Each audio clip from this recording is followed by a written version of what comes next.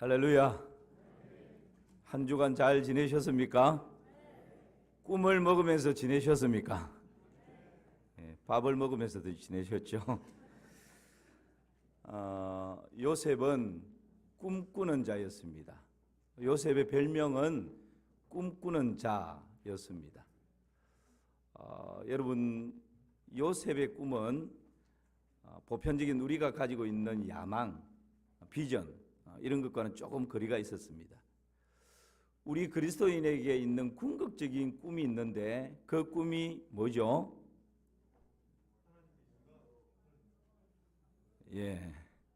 그 꿈이 여기 있습니다. 다 같이 우리 모든 그리스도인이 가지는 하나님 주신, 요셉에게도 하나님 주신 꿈이었죠. 내가 만든 야망이 아니었습니다. 하나님 주신 변하지 않는 영원한 꿈이 모든 그리스도인들에게 주어졌는데 그것을 탁탁탁 줄여서 한 문장으로 만들면 뭐라고요? 영원 구원하여 제자 삼는다. 예수님의 지상 명령. 이것이 여러분 모든 그리스도인들에게 주어져 있는 하나님의 꿈인 줄 믿습니다. 지미 카터 대통령을 다시 한번 떠올려 보십시오. 지미 카터는 퇴임한 이후에 헤비타트, 청바지 입고 망치 들고 세계 곳곳을 누비면서 가난한 사람, 집 없는 사람 집을 지어주면서 하나님의 사랑을 전하고 십자가의 생명을 전했습니다. 여러분, 헤비타트 그 사역을 하면서 지미 카터 대통령이 그런 말을 남기죠.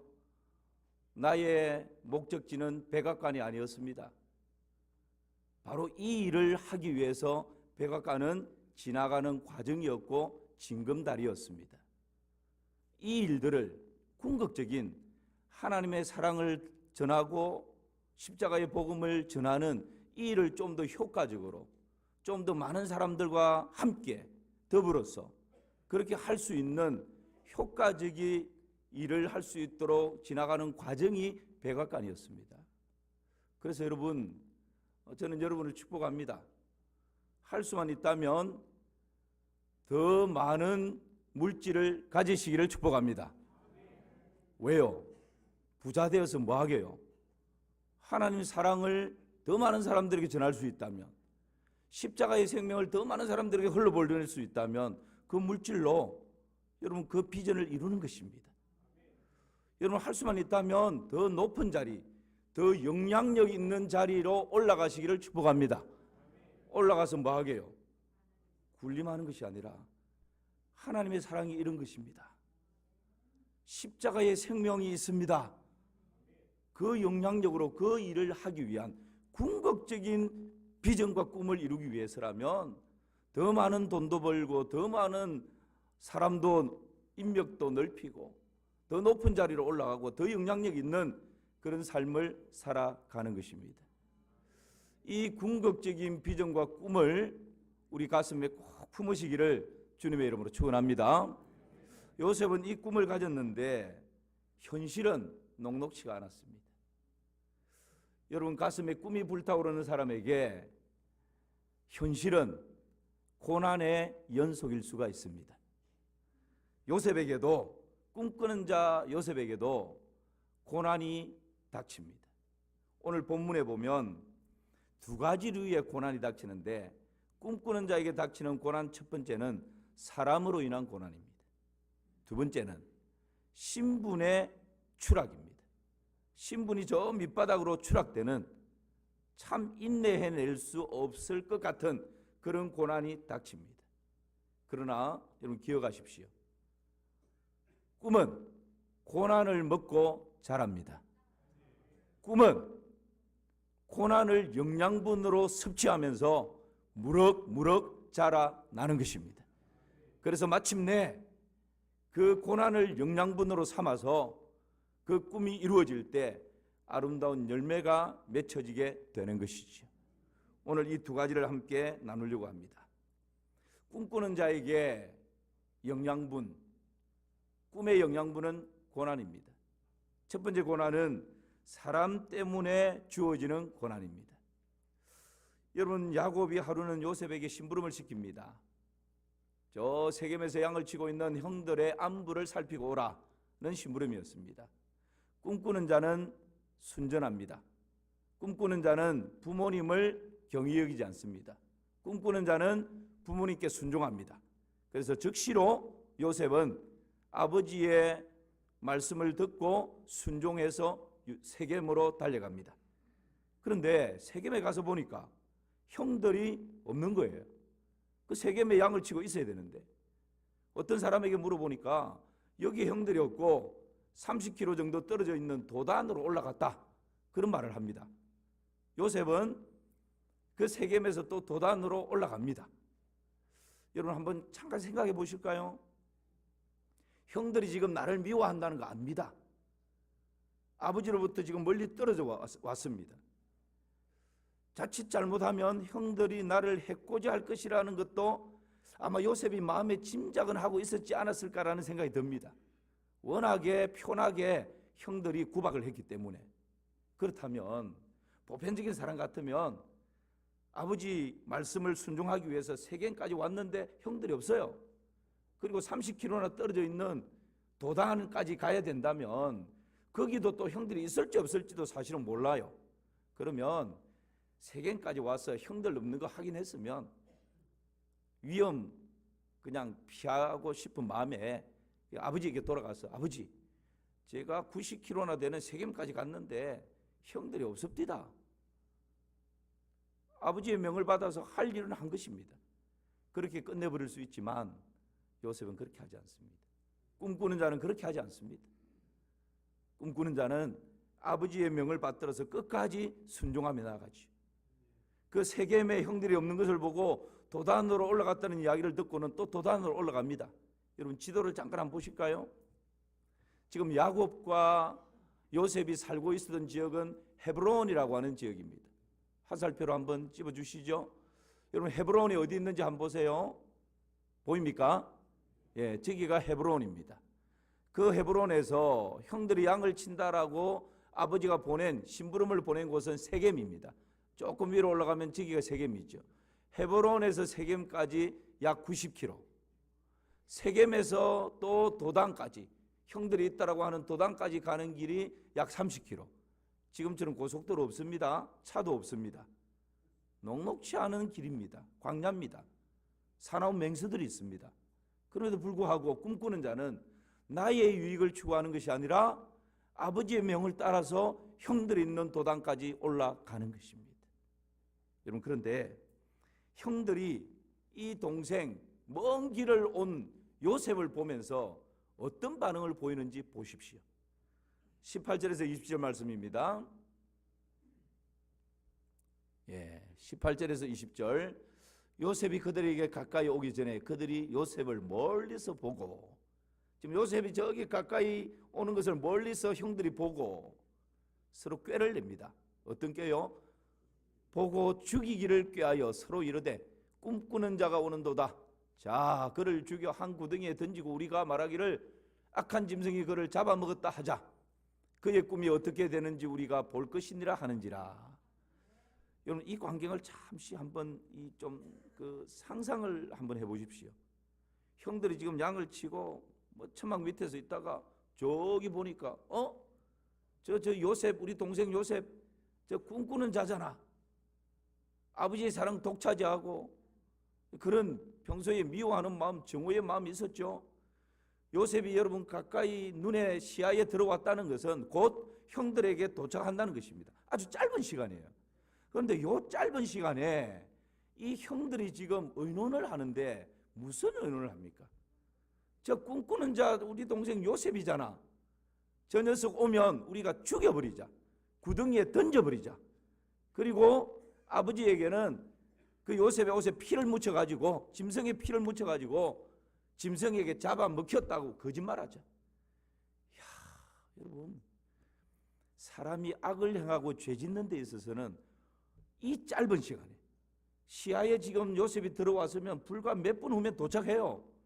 그 짧은 시간에 얼마나 머리가 잘 돌아가는지, 얼마나 의기투합이 되는지, 장자 르벤을 제외하고는 모두 의기투합이 돼버렸어요.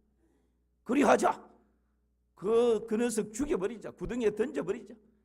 그리고 아버지에게는 짐승에게 잡아먹혔다고 거짓말하자. 짧은 시간에 여러분 의기투합이 싹 돼버렸어요.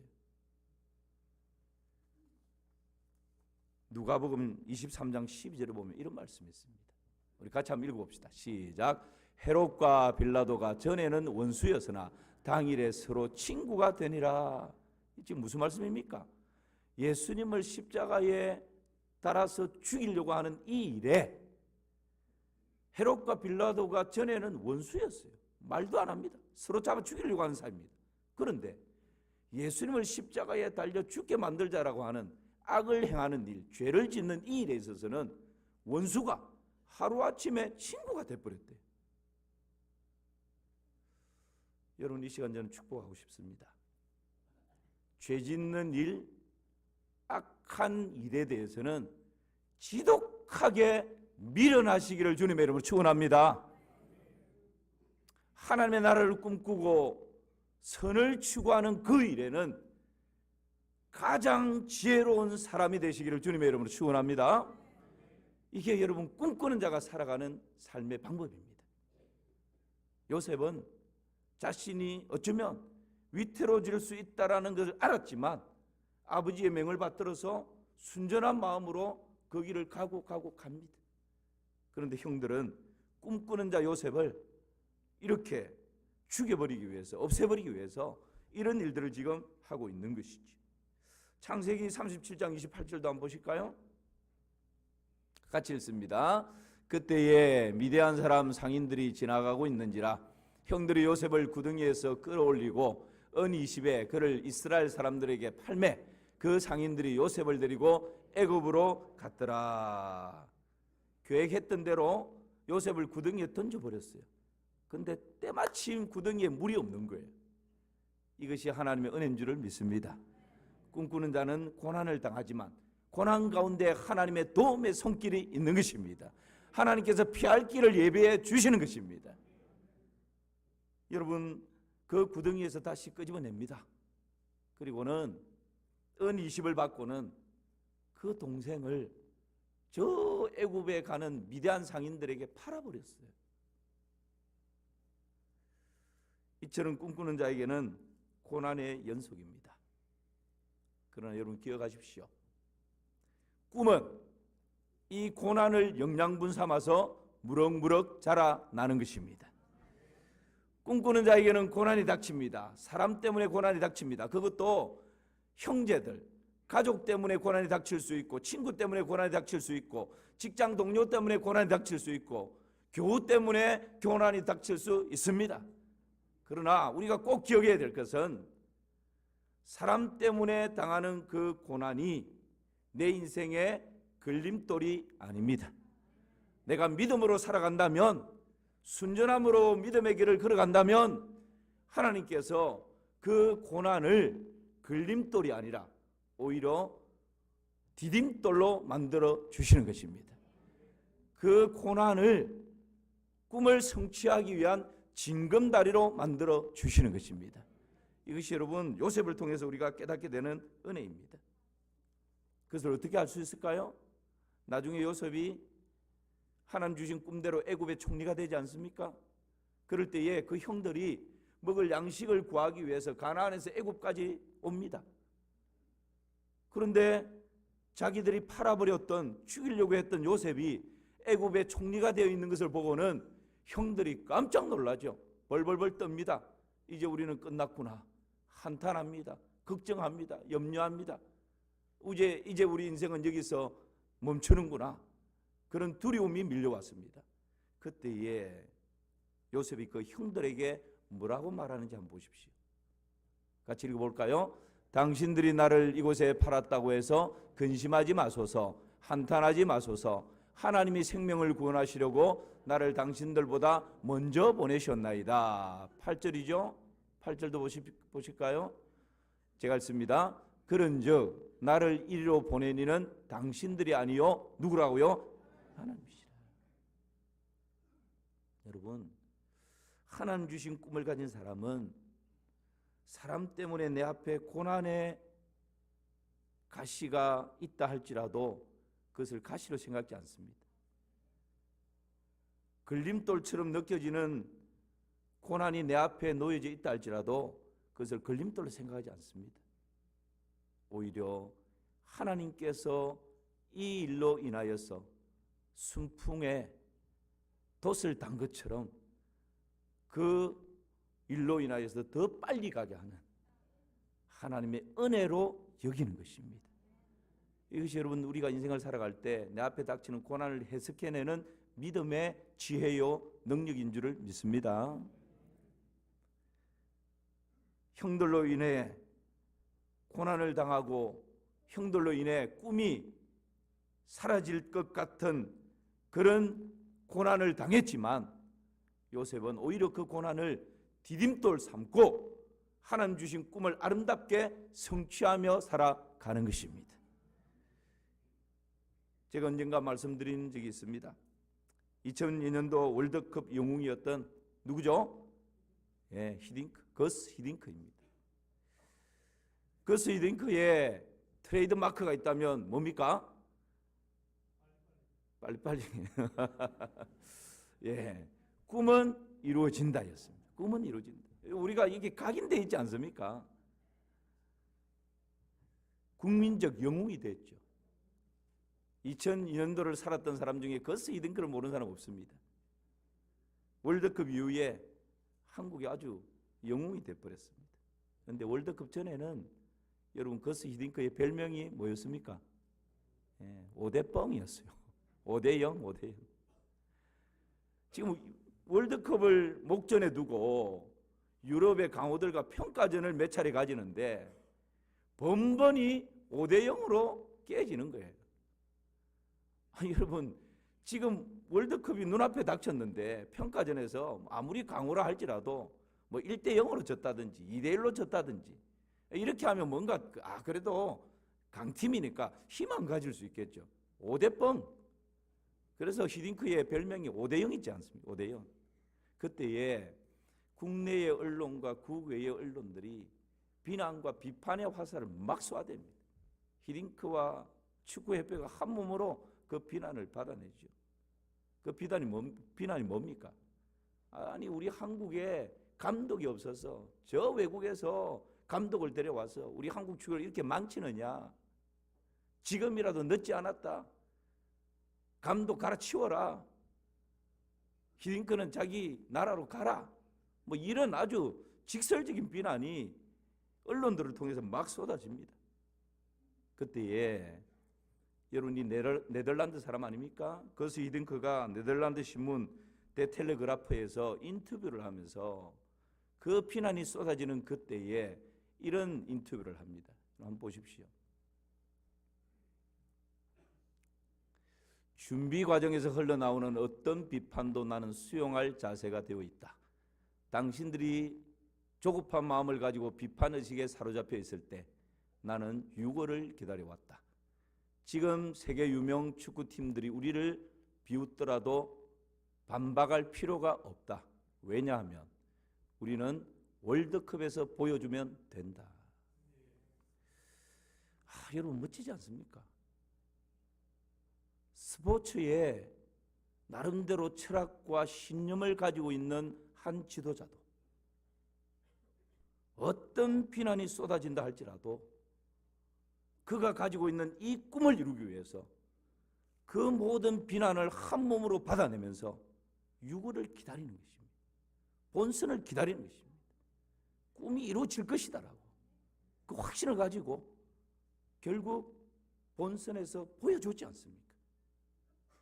하물며 천지를 창조하시고 지금도 이 만물을 통치하시고 다스리시는 나라의 흥망성쇠를 주관하시고 인생의 생사화복을 주관하시는 전능하시고 전지하신 그 하나님을 아버지라고 모시고 있는 우리 그리스도인, 그 하나님께서 우리에게 심어주신 변함없는 비전과 꿈을 가지고 있는데 여러분 그 꿈을 가지고 걸음걸음 걸어가다가 조그마한 고난 앞에, 크고 작은 고난 앞에 낙심하고 좌절하고 절망하고 뒤로 물러나서 침눈에 빠지는 그런 일이 결코 없기를 주님의 이름으로 축원합니다.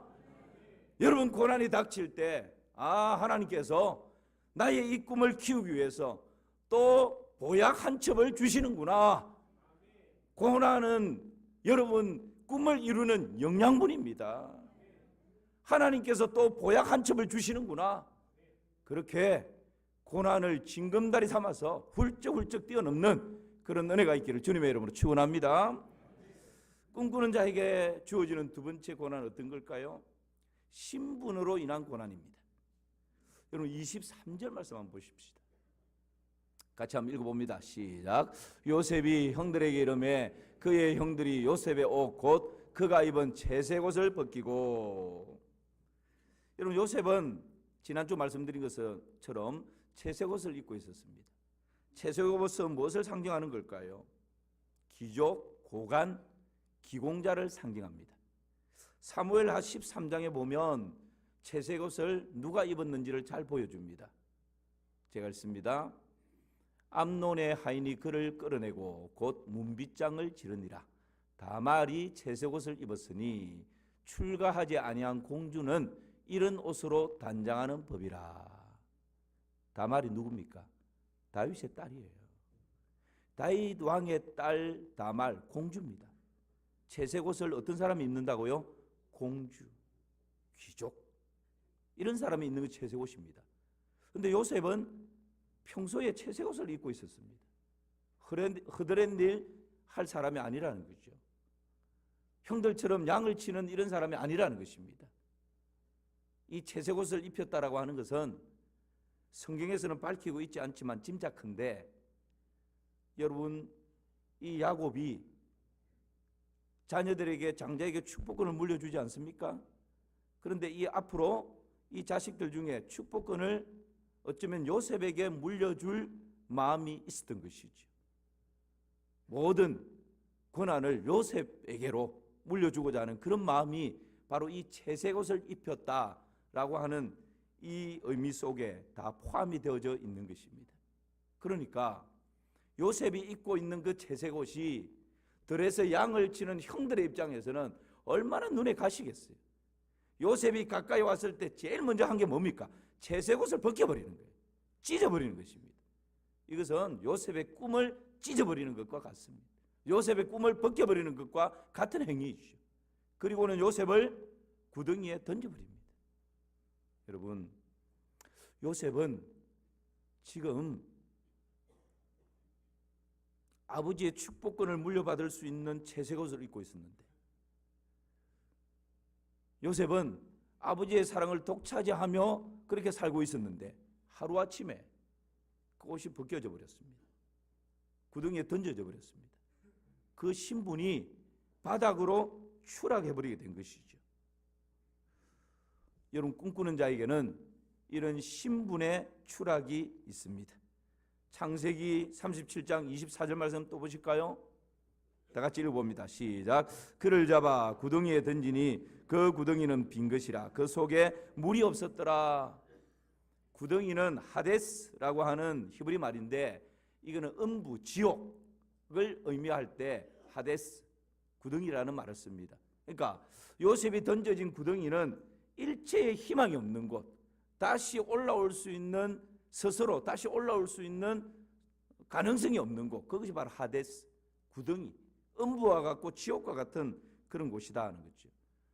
한마디로 말하면 요셉은 채색 옷 입고 아버지의 축복권을 물려받을 수 있는 그 위치, 그 신분에서 하루아침에 지옥 인생으로 떨어져 버리게 된 것입니다. 여러분 28절 말씀을 또 보실까요? 그때에 미디안 사람 상인들이 지나가고 있는지라 형들이 요셉을 구덩이에서 끌어올리고 은 20에 그를 이스마엘 사람들에게 팔매 그 상인들이 요셉을 데리고 애굽으로 갔더라.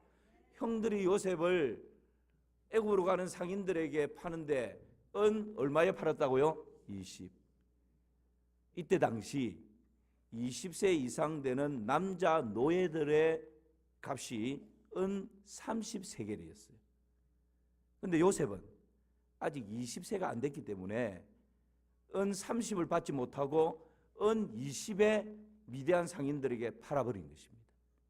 그러니까 은 20에 팔았다고 하는 것은 은 30은 20세 이상 되는 노예의 값인데 요셉은 그 노예의 값도 제대로 받지 못하는 신분으로 팔려갔다. 그렇게 생각하시면 됩니다. 그러니까 여러분 보십시오. 지금 요셉의 신분이 아버지에게 사랑받는 신분에서 미움의 신분으로 떨어져 버립니다. 그리고 아버지의 축복권을 물려받을 수 있는 신분에서 지금 저 애굽으로 노예의 신분으로 추락해 버리게 됩니다. 애굽에서 보디발의 아내의 그 유혹을 그냥 물리치고 하나님의 거룩을 지키다가 모함을 받고 감옥으로 들어가 버리게 됩니다.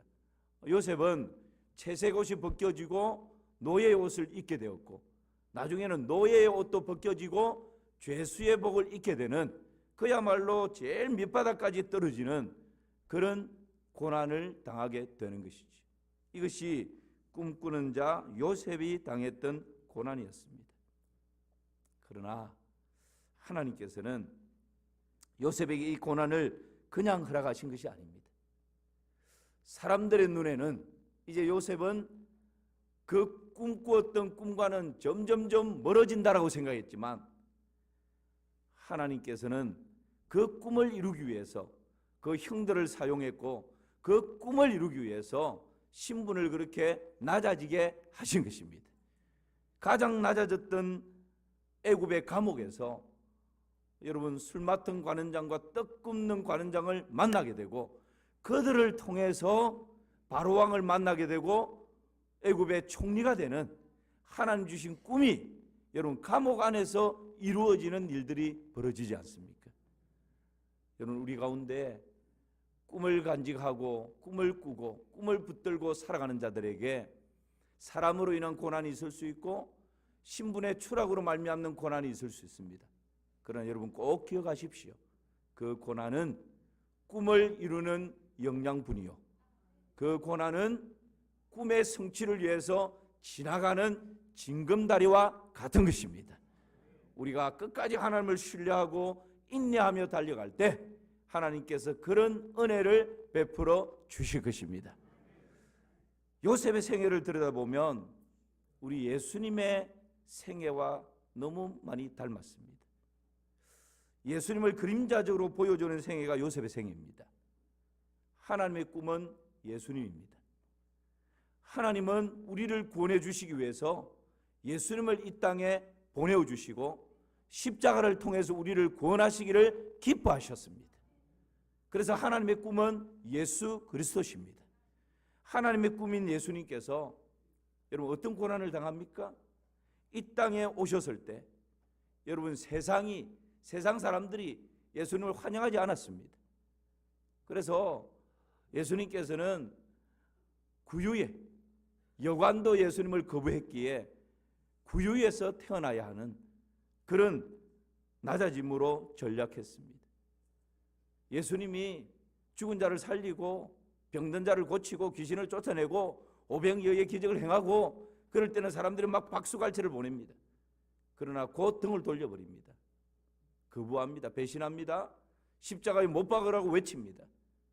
가룟 유다는 제자 중에서 예수님을 은30에 팔아버리는 요셉처럼 은30에 팔아버리는 그런 일들이 일어나게 되는 것이지. 여러분 우리 예수님도 사람들로 인하여서 엄청난 고난을 당하게 되는 것입니다. 본디오 빌라도, 무리들, 제사장들, 로마 군병들, 예수님 주위에 사람들로 인한 고난이 얼마나 많은지 모릅니다. 그러나 그 사람들로 인한 고난으로 인하여서 하나님의 꿈이 이루어지는 것입니다. 이사야 53장 말씀을 보십시오. 같이 읽습니다. 그는 실로 우리의 질고를 지고 우리의 슬픔을 당하였거늘 우리는 생각하기를 그는 징벌을 받아 하나님께 맞으며 고난을 당한다 하였노라. 그가 찔림은 우리의 허물 때문이요 그가 상함은 우리의 죄악 때문이라. 그가 징계를 받음으로 우리는 평화를 누리고 그가 채찍에 맞음으로 우리는 나음을 받았도다. 할렐루야. 여러분 이 숱한 사람들의 비난과 비판과 고난으로 인하여서 우리 예수님은 하나님의 꿈을 이 땅 가운데 온전히 성취하신 것입니다. 십자가에서 이루신 것입니다. 그러므로 고난은 하나님의 꿈을 이루는 징검다리와 같은 것이지. 우리 예수님도 사람으로 인한 고난뿐만 아니라 신분으로 인한 고난도 당하셨습니다. 우리 예수님의 신분이 어디입니까? 하늘 영광 보좌가 본래 예수님의 신분이었어요. 그런데 하나님의 꿈을 이루기 위해서 낮고 천한 사람의 신분을 입고 이 땅 가운데 내려오십니다. 그뿐입니까? 이때 당시 가장 비참하고 처참한 형벌이 십자가 형벌입니다. 여러분, 그런데 이 십자가 형벌이 얼마나 혹독했던지 로마 시민권을 가진 신분을 가진 사람에게는 아무리 큰 죄를 지어도 십자가 형벌에 처하지 않습니다. 그런데 여러분, 예수님, 하늘 보좌 영광의 신분을 가지신 예수님이 사람의 몸을 입고 이 땅에 내려오신 그 신분의 하락도 참을 수 없는 하락인데, 여러분, 십자가에 처형되는 신분까지, 가장 낮은 신분까지 내려오신 것입니다. 그런데 하나님의 꿈이 가장 낮은 자리인 갈보리 십자가 위에서 온전히 이루어지는 것입니다. 누구든지 예수 그리스도를 구주와 주로 믿고 영접하는 사람은 지옥 형벌 받을 수밖에 없는 가장 처참한 신분에서 하나님의 자녀가 되고 하나님 나라에 들어갈 수 있는 영광스러운 신분으로 바뀌어지는 이 놀라운 구원의 길을 우리 예수님께서 가장 낮은 자리 십자가에서 온전히 이루어 주신 것입니다. 그러므로 여러분, 하나님의 꿈을 가진 사람은, 예수님도 그러했고 요셉도 그러했고, 하나님의 꿈을 가진 사람에게는 고난이 닥칩니다. 때로는 사람 때문에 당하는 고난이 있습니다. 신분 때문에 당하는 고난이 있습니다. 그러나 기억하십시오. 그 고난은 꿈을 이루는 영양분이라는 사실을 꼭 기억하시기를 축복합니다.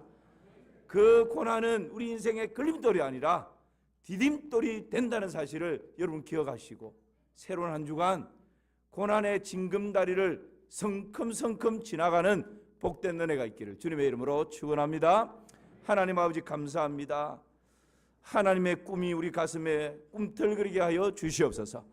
이 꿈을 향하여서 걸음걸음 달려갈 때 비록 고난이 우리 앞을 가로막는다 할지라도 이것을 걸림돌로 여기지 않게 하시고 디딤돌 삼고 징검다리 삼아서 훌쩍훌쩍 뛰어넘는 은혜가 있게 하여 주시옵소서. 예수님의 이름으로 기도하옵나이다. 아멘.